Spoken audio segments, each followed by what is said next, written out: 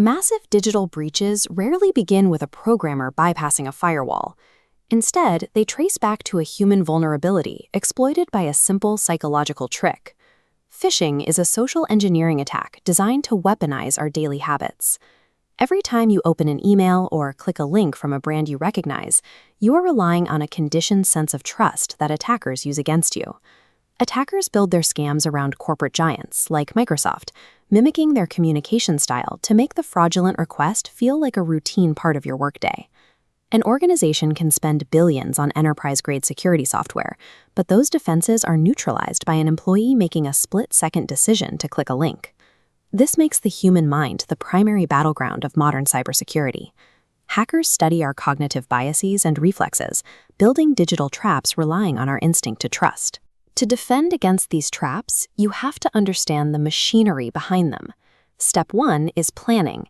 Here, attackers select a target business and scrape the internet to build a list of valid employee email addresses. During Step 2, the setup phase, the attacker creates a pixel-accurate clone of a legitimate login page.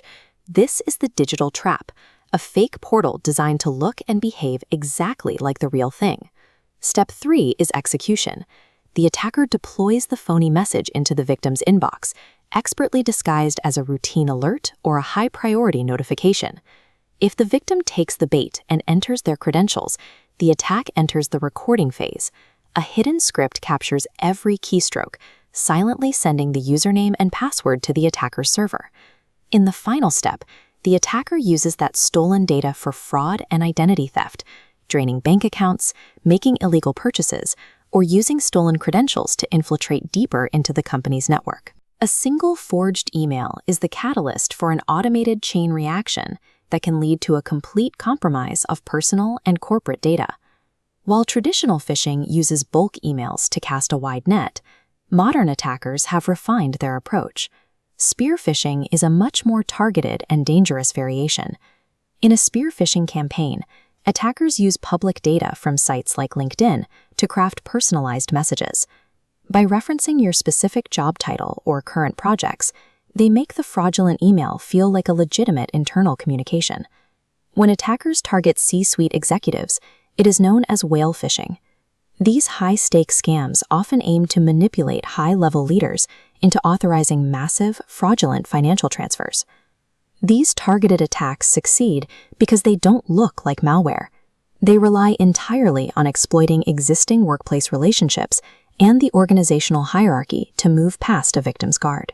Because these emails appear highly specific and contain no infected attachments, they often bypass the automated security filters used by most email providers. This leads to business email compromise. In this scenario, a hacker takes over a legitimate account, perhaps from a trusted vendor, and sends a fake invoice for a real service. Even the world's leading tech corporations have fallen victim to this. Some of the most security-conscious firms in the industry have lost over $100 million to a single vendor spoofing scam.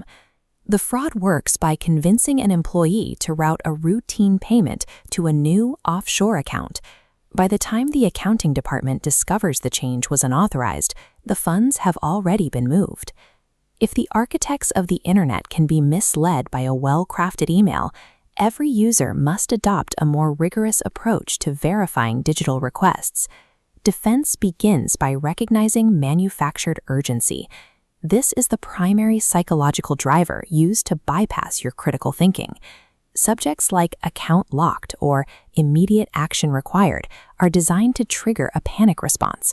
The goal is to make you act quickly to solve the problem before you have a chance to question the source. When you are in this reactive state, you are more likely to ignore your natural caution and click a link impulsively. You should also look for inconsistent details, such as poor grammar or generic greetings. If a message is addressed to "Dear Client" rather than your specific name, it is likely part of a mass-produced scam.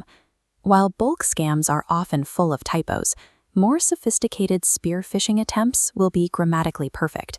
This means spotting the deception requires a technical layer of verification.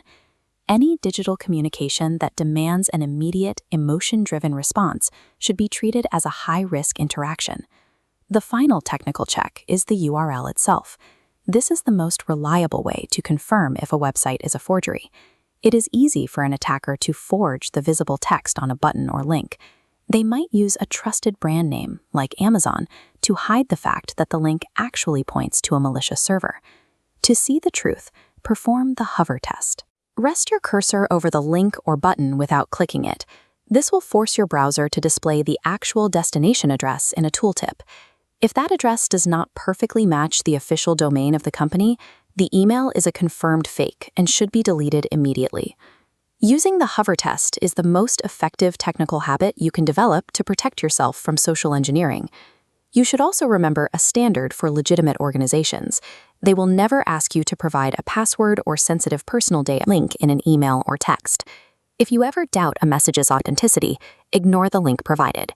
Instead, open a new browser tab and manually type the official website address yourself to log in securely. Enabling multi-factor authentication provides an essential safety net. It ensures that even if an attacker manages to obtain your password, they still cannot access your account without that second form of verification.